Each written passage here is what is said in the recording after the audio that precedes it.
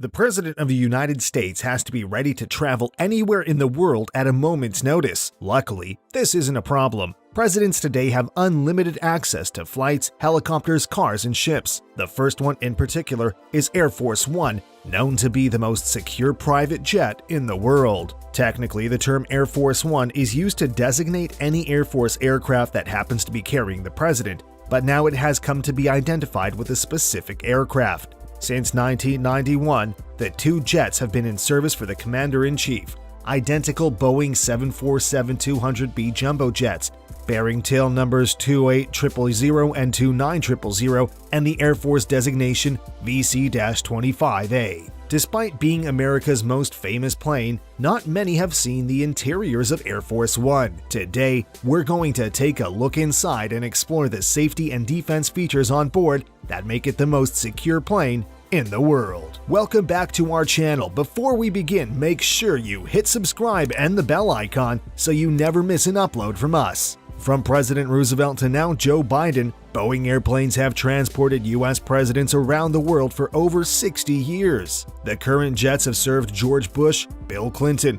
Barack Obama, Donald Trump, and it is now being used by President Joe Biden. In the event of the plane being used by the Vice President, the plane is called Air Force Two. The planes are based in Andrews Air Force Base in Maryland near Washington, D.C., and are assigned the 89th Airlift Wing of the Air Force's Air Mobility Command. The idea to designate a specific military aircraft to transport the U.S. President first came up in 1943, when officials of the United States Army Air Forces, the predecessor to the U.S. Air Force, became concerned that the president was relying on commercial airlines for travel. This, of course, was a huge security risk. And so, an AC-87 Liberator Express was reconfigured for use as a presidential transport. But this was promptly rejected by the Secret Service because of safety concerns. The AC-54 was then refurbished for presidential use and given the codename Sacred Cow. It transported President Roosevelt to the Yalta Conference in February of 1945 and was then used for another 2 years by President Harry S. Truman. These two Boeing planes have the same general structure as other Boeing 747s and similar capabilities. They are almost as tall as a 6-story building and as long as a city block. Each of them has a capacity for 53,611 gallons of fuel, but because these can be refueled mid-air, they can circle the globe without ever stopping. And on a full tank, it can travel half the world. But unlike other Boeings, these jets have their own retractable staircases for the rear and front entrances. The stairways open to the lower deck, and crew members and the staff use internal staircases to access the other floors.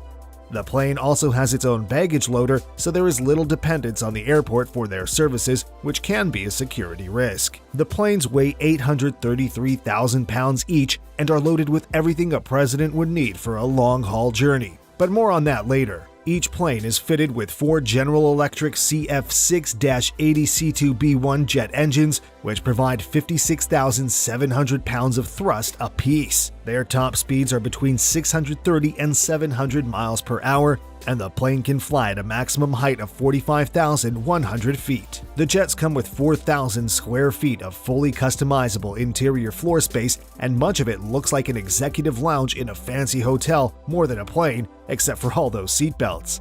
Like any Boeing, the Air Force One has 3 decks, and you can enter them through 3 doors. We have all seen footage and pictures of presidents past wave regally before ducking to enter the plane from the front entrance. Well, there is reportedly another rear entrance, which is specifically for journalists and other officials to enter the aircraft. It takes them directly to the middle floor, where there's a press room.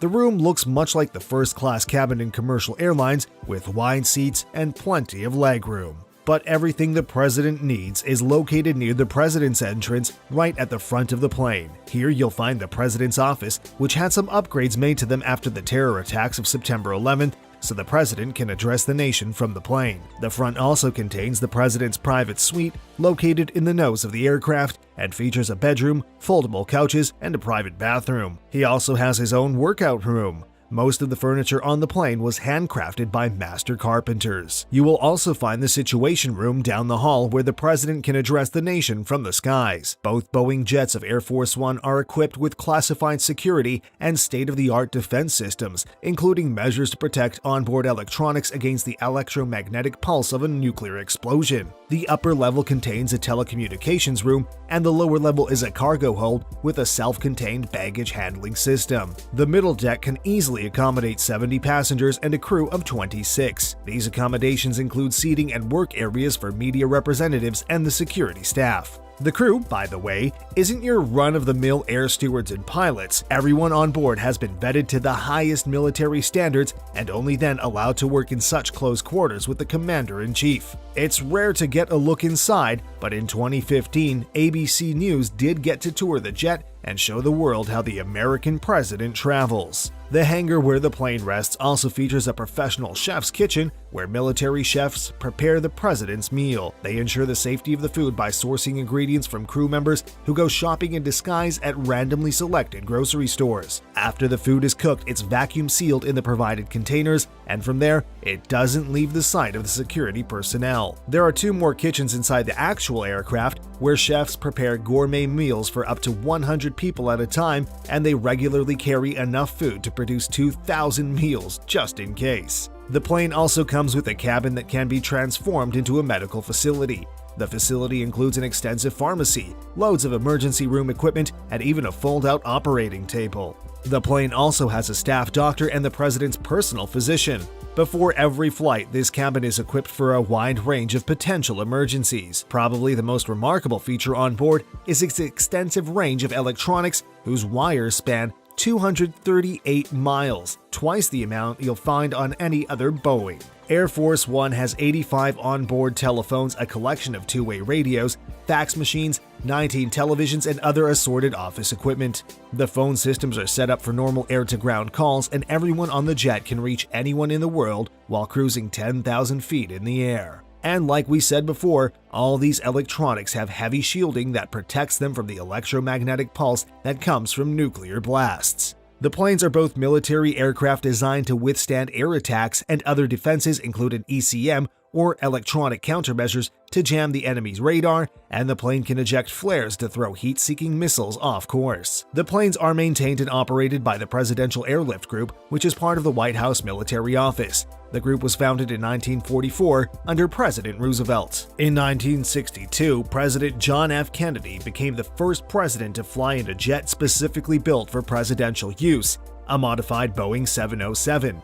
Over the years, several other jet aircraft have been used, with the first of the current aircraft being delivered in 1990 during the administration of President George H.W. Bush. Now, about 34 years later, in 2024, we're due to get another impressive set of Boeing aircraft, which President Biden will be the first to use. The brand new $5.3 billion planes will see upgrades in defenses, furnishings, and the paint job thanks to former President Trump. Most of the information is classified, but we do know the new jets will have General Electric's modern jet engines, which are much more advanced than what the current Air Force One jets have. These new engines will be more fuel efficient and will save taxpayers $1.9 billion in fuel.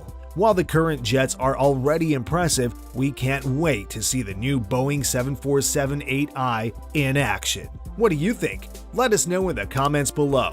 If you enjoyed this video, give us a like and check out more videos on tech on the Simply Tech channel. Thanks for watching, and we'll see you next time.